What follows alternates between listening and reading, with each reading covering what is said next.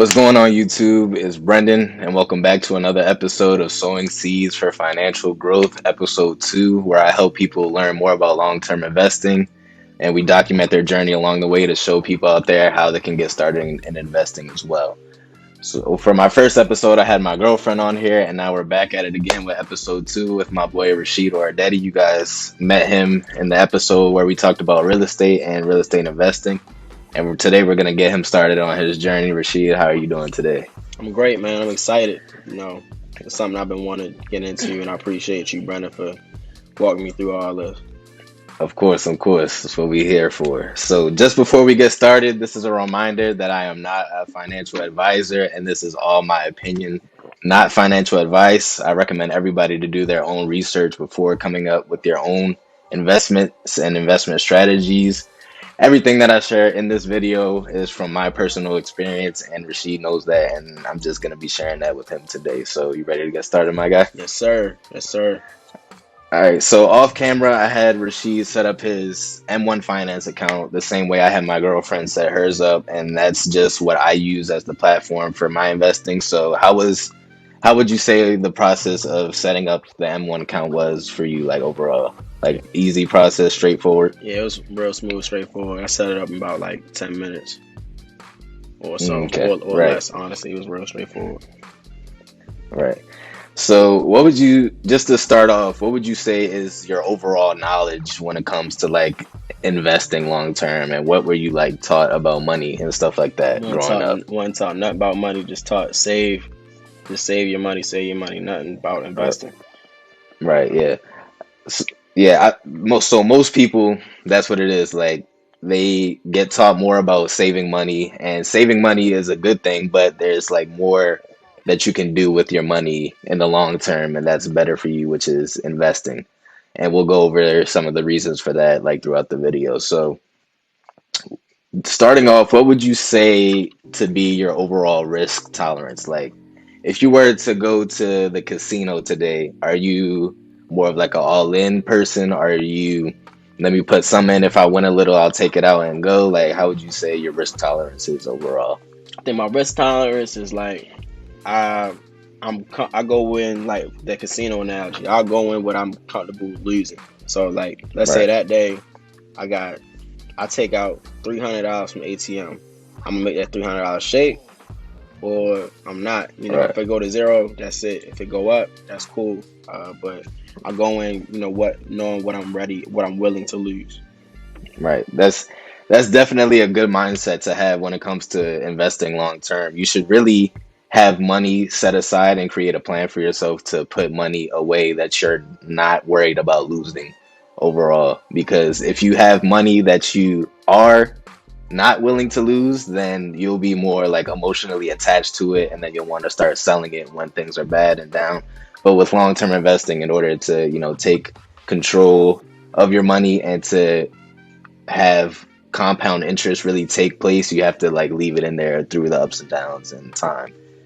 So, do you have any specific questions for me before we get started on this, or anything that you want to know about stocks, bonds, index funds? I'm gonna explain some of that as we go through the video, but if any questions that you have for me to start. Yeah, I mean, I guess to start, like, what got you? How did you learn, about investing and like, because I'm not sure if you grew up learning about investing or long-term investing, and like Right, what have you learned along the way that has helped you out? right. So yeah, that's a good question. So same as you with my investing journey, like growing up, I was always taught to save money. My parents really didn't go into like investing money or things like that. They've always worked jobs and just saved money. They've owned their own businesses and they've made money like that, but there was never really anything in terms of investing that really they taught me. So a lot of the information that I learned was basically from like watching YouTube videos, watching different people that I knew started investing, and reading books was like the main thing that I did. So I would say around the summer, no, around like spring of 2020, around when COVID hit and everybody got sent home and we got sent home from school. That gave me a lot of time, honestly, like after school and even between classes to really just like do research on stuff. And I was looking a lot in the stock market and how um, COVID really like affected stocks and everything was crashing and everything was going down. So I took that as an opportunity to say, okay, let me, start learning about stocks and stuff like that because I've learned from reading the books that I've read and from watching the videos that a lot of people see like a crash in the stock market or just like when things are red, people see that as a bad thing. But if you put that in anything else, say you're reselling clothes or the main objective is always to buy low and sell high. Right. So I don't there's like a stigma around when people see the stock market crashing that it's a bad thing, but I saw that as an opportunity that things are cheaper and things are more affordable now so I can get more stocks and more investments for myself. So yeah, like I said, I read a lot of books. Probably the one book that I would recommend is the Little Book on Common Sense Investing is what really got me into long-term investing. And that book really short and it's good because it just breaks down like the main topic of it is about index funds. And I'm gonna talk a little bit about that later in the video, but just how index funds and how to have like how to compound your money over time. Hmm. So yeah, so basically, making that long story short, after COVID hit and everything, that's when I started to take the time to learn about it, and that's when I started to get into investing. My older brother, as you know, Manny, Hmm. already was into investing, so that also he helped me out a little bit. Like I said, I learned M1 finance from him, and Hmm. so this is yeah, that's basically how I started getting into investing, and now with this channel and with everything I'm doing now, just trying to spread that knowledge to more people. So yeah, that's how I pretty much got started. All right. Cool. Cool. Yeah. So okay, so just starting with like the reason why I think people should invest their money, and we talked a little about this about off camera about just keeping money in the bank is like not such a good thing. So a lot of people think that just keeping money in the bank is good because you're saving money, but there's two reasons why that's not as good as it could be. Now, it's better than you just blowing money. Like saving money is good in general, but it could be better with investing. So you have inflation, and I'm sure you know about inflation. As time goes on, things get more expensive. Your dollar value goes down as time goes on. And so now the money that you just have sitting there, if it's not compounding on itself, it's basically losing money or losing its value because now things are getting more expensive and your money staying stagnant is just going negative as prices of things are going higher. So that's one reason why keeping your money in the bank isn't such a good idea. So the second reason is because of the returns that you get from keeping your money in a bank account. Like you used to told me, like you get 0.00% on your Yeah. money when you just keep it in a savings account on dividends year over year. Hmm. And that's very, very little to like the returns on even a conservative side of like say 6 to 8% that you can get by putting your money in the stock market and investing it that way. So for those two reasons, and just like for a bonus reason, banks don't actually keep all of your money in the bank. They invest your money themselves. Right. So obviously like Benefits to it.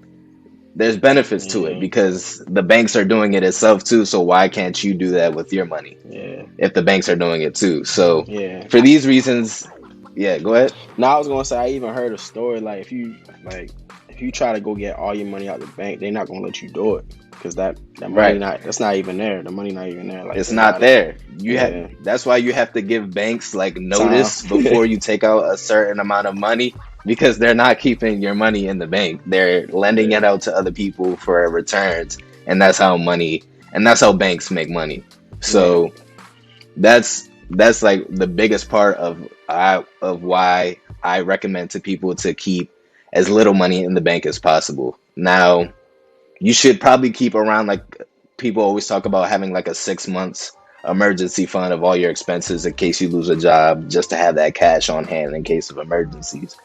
But everything else, you should put your money to work, whether that's in stocks or in your case in real estate. Just any buying assets is like the big thing. Like putting your money in places where it can work for you and make you money over time is how the rich do it, and it's how people make money over time. Hmm. So that's just like the biggest thing about keeping your money, as little money in the bank as possible. So just to get started with the investments and stuff, so you have stocks and bonds, right? So stock is just I'm buying part ownership into companies by buying their stocks.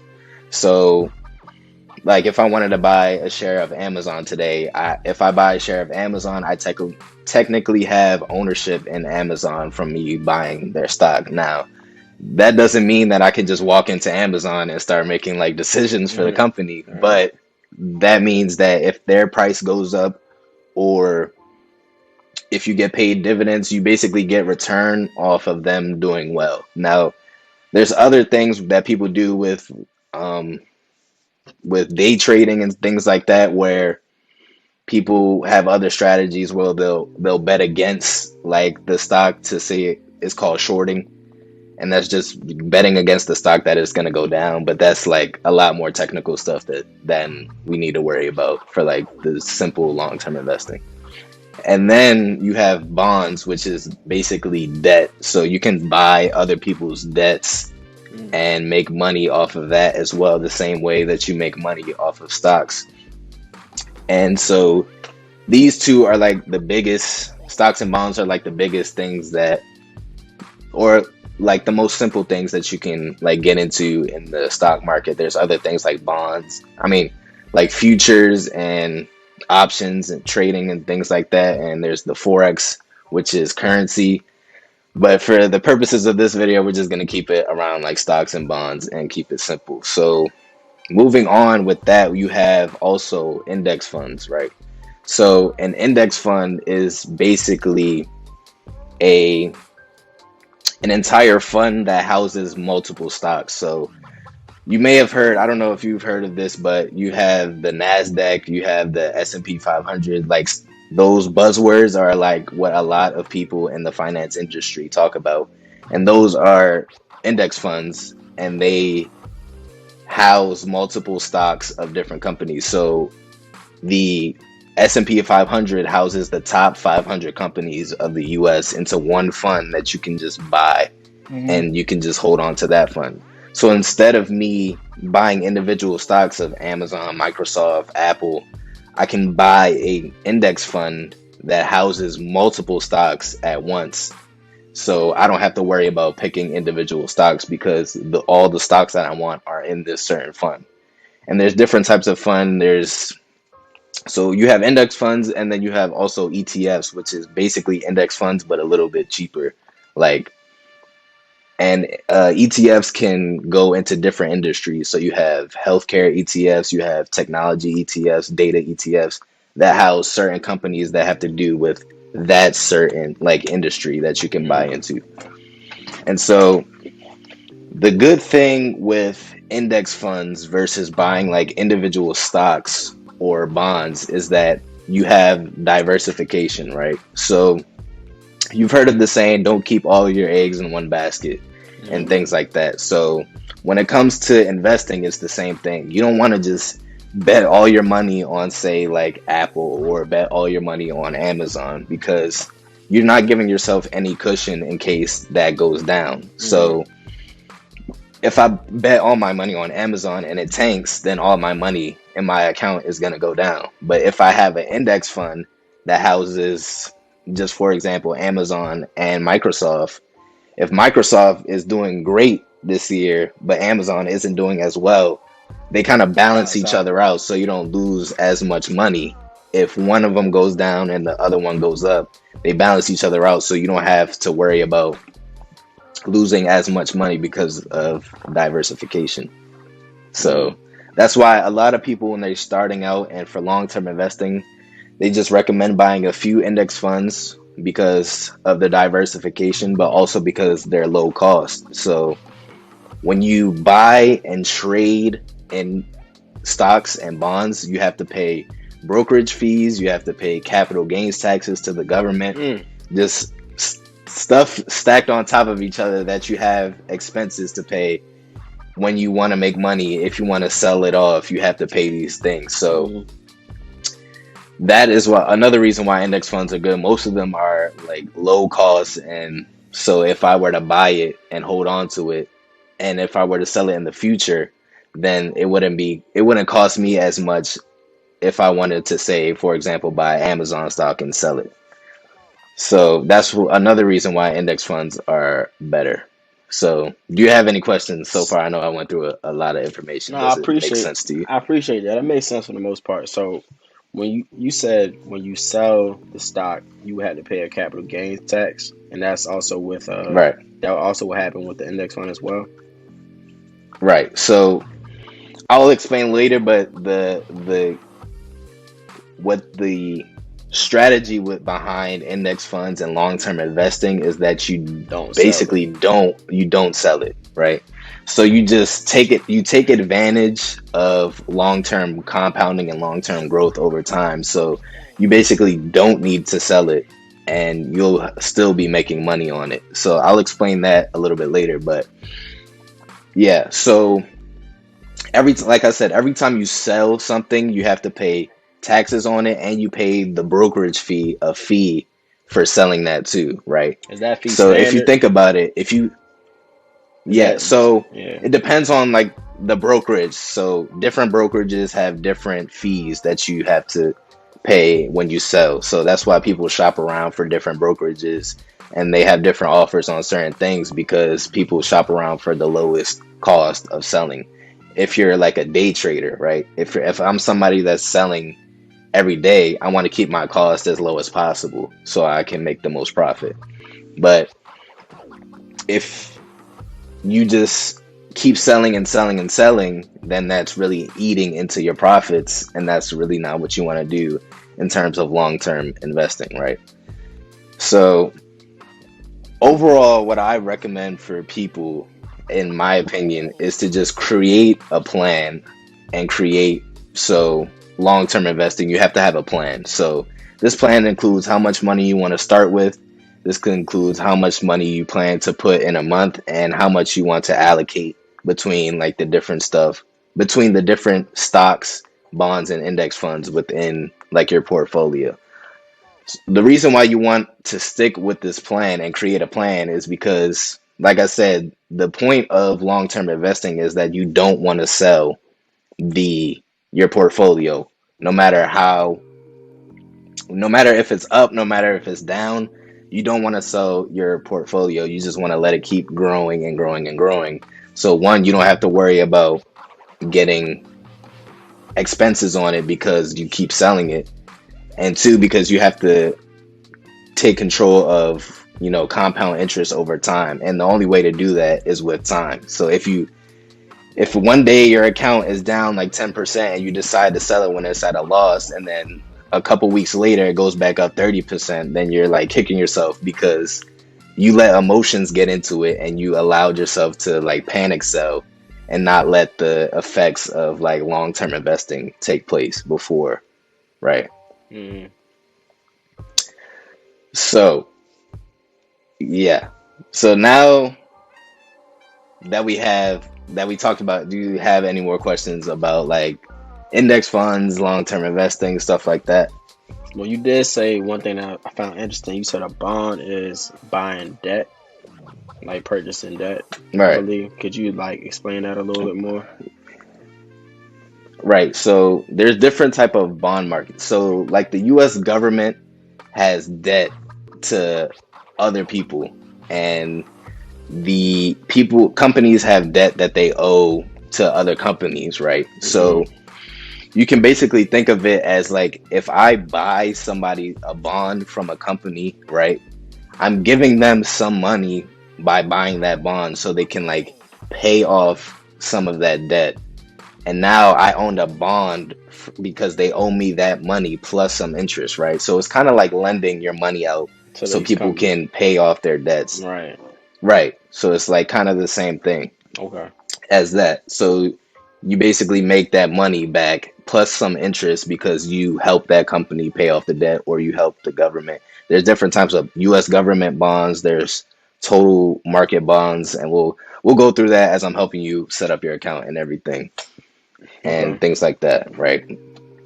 So do you know, before we get started on that too, do you know about like I talked a lot about compounding interest and compounding over time. Do you like want me to go deeper into that and explain how that works, or do you understand that? I think I understand that, but if what you think? You want to Yeah, talk about it? just for the people out there, Yeah. I'll go into it, right? So compounding interest is a lot like the biggest word that you hear in like the finance industry. You want to keep compounding your money over time. So for those that don't know, and this is like things that you get taught in school, but they don't tell you how to apply it to like your finances, right? So we've been taught in school about simple interest and you've been taught about compound interest. So simple interest, right? Say I have $100 in my investment account and over the year I make 10% on that $100, and I just so that's $10 from the $100 that I just made, right? So simple interest would just be if I take that $10 out, right, and I just reinvest the $100 again, and I make the next year I make another 10%. Now I make another $10. If I keep taking the money out and I'm only investing the 100, then I'm just gonna and then just like in this example, I just keep making 10% year over year, then just that's just $10, $10, $10, $10, right? But compounding is different. So compounding your money is if I make the same example, if I have $100, I make 10%, that's $10. Now instead of me taking that $10 out and go spending it, I reinvest the $10 back in to the principal amount, right? So now next year I have $110, and instead of making when I make 10% on that, instead of $10, now $11. And now I put that $11 back in, and you keep putting it back in, reinvesting. Same as businesses, you reinvest in your business, the more your business compounds over time, and the more revenue and profits you can make. Same in investing. So if I keep putting the money back in and I keep compounding, compounding, compounding versus just taking the money out, then over time it's gonna do one of those exponential growth things where now like I have $10 million in my bank account and that's compounded on top of what I make. And then that compound effect turns into like $50 million the next year, even on like because I just keep reinvesting the money back in, and now the percentages because my principal is going up, the percentages is making me more money over the long period of time. But that's the catch 22 is you have to leave it in there for a long enough period of time to see yourself get to those millions of dollars of returns on your money. And that's why people tell you to compound your money because yeah, you can make a quick $100 or take it out and go spend that, but if the smart thing to do and what a lot of these wealthy people do is they keep reinvesting the money back in to make more money off of that. And with investment accounts, you can like transfer over time, you can transfer that over to your kids. So you basically you never touch the principal amount and you're always living off of the interest amount. So say like I have $10 million in an investment account and I make 10% in interest on that $10 million year over year. That's $1 million a year. And I don't even have to touch the 10 million. I'm just getting the $1 million each year. I know most people can live off of $1 million each year from just doing nothing. Right. So it's basically like And you can still put that that's $1 million back into the principal if right. you And you wanted. can make that even bigger and bigger. So now Right. you're making that $1 million into 5 million, 10 million year over year. And that's from not even doing any work. And that's just leaving the money in there and letting it compound. So that's why it's important for people to compound their money. Yeah, for sure. Okay. So that's basically everything. So now that we have really gone through everything, I'm gonna help my man's load up his investment accounts, come back with his allocations and everything. And we're gonna come back that and run through that with the people real quick just to show them what you have decided to invest in and stuff like that. So you ready? Yes, sir. Okay, so we're back at it again. Got my man's all loaded up with his investment account, and now he's gonna walk through his investments and his decision process is, what his decision process was in making all of the investments that he made. So Rasheed, go ahead, my brother. Yeah, for sure. So, Brendon kind of walked me through setting up the account and how to add funds and how to add different pies and different slices. So the slices are actually what I'm investing in, and the pies are in total, like whether I want to do a stock or a bond or the type of fund that I'm doing, right? So All right. what I wanted to do was put a majority or at least half of my investments into the S&P 500. Basically, those are the top 500 companies that are doing well every year. So I put 50% in there. Then I put 15% in the total stock market. That's the total stock market within the U.S. And the rest of the things that I just feel like are going to do well over time. So I did energy, growth, healthcare, high dividend, real estate, obviously, and then total world stock. And then I also added a few companies that I feel that are, big name brand companies that I don't think ever going to do bad. So Google, Amazon, Apple, Exxon, and Microsoft. But those companies are also in the S&P 500 as well. So it's like a double dip in terms of whether they're doing well as well. Right. So then if I go back to my account and I click on bonds, so I split up stocks and bonds to have 90% of my investments in stocks, while 10% of my investments in bonds. And bonds, I don't have too many. I did that in terms of balancing because usually I just didn't want to have all my eggs in one basket. But if my if my stocks are doing well, sometimes the bonds could be not doing as well. Uh, and then, um, and then if my bonds are doing bad, that means the stocks could be going well. So it's just like to balance everything out. So within my Yeah. bonds, I only Diversification. hmm so within my bonds, I only have a few. I have the long term bond, total bond, and the total international bond. I split them up fairly evenly. So my plan is to contribute about $2,000 every month. That's the amount of money that I'm comfortable contributing or comfortable not losing. But honestly, over time, these things only grow through historical, what I've seen historically through the trends. So eventually, that 2,000 could go up, just really depending on what I'm comfortable doing at that time. But I truly do think it'll go up. And so right now, starting with 2,000, I might start with 5,000 actually, and then continually I'll put at least 2,000 in there every month, and just watch it compound. It's just as simple as that. Yeah. So proud of my man for getting started. Like you said, he is starting with a lot more money than say like my girlfriend was starting with. And it doesn't matter because everybody start has their own starting point. Like when I started, I didn't have as much money that I could put in monthly or to start with. But that doesn't mean that you shouldn't start. Even if you have as little as $5 to $10 to $50 a month, then that's what you really should be putting in. Don't let like the numbers deter you from thinking that you can't start investing. But I like his account is good, has a lot of diversification. All the stuff that he wanted in there were stuff that he picked and stuff that he's comfortable with investing in. And like he said, same for me. As time goes on, as we start making more money with our jobs, with our other hustles, the amount of money that we put into this is just going to increase. And we can just seize this account as a high savings account, same as your savings account that you put money in every month.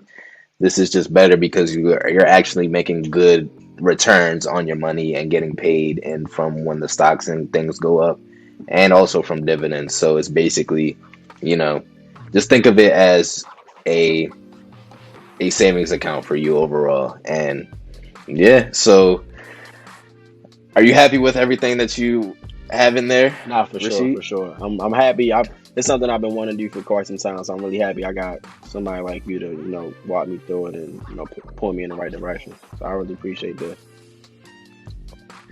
Of course, bro. Like I said, this whole channel is about a learning experience for everybody that's watching the videos and tuning in, just learning from me walking through like my family and my friends and people that I know with their investment accounts, you can just take the same steps that we did and do it with whatever you want to do in your account. So this whole idea of this channel is just a learning experience for everybody and a platform where everybody can come together, get their bags up and get the money up. Yep. And that's just the main goal, just self-improvement and finance and reading and space and learning and just learning new things over time. That's just going to help people grow in the future. So with that being said, I hope everybody enjoyed the video today, and I hope you guys got some good information from this. If you did enjoy today's video, make sure you drop a like, subscribe, comment any further questions that you guys may have about the process of getting started, or comment down below who else you guys think I should have on the series. Just like my girlfriend, we'll check back in with my man's Rasheed in a few months to see how his progress is going and how he, may have made any changes or how things are just going overall for him. Make sure you guys tune into the other video that we had where we talked about real estate and real estate investing. Rasheed, my brother, I appreciate you for being here again. Appreciate you, brother. Always, always, always love, and I'll catch you guys in the next one. Peace.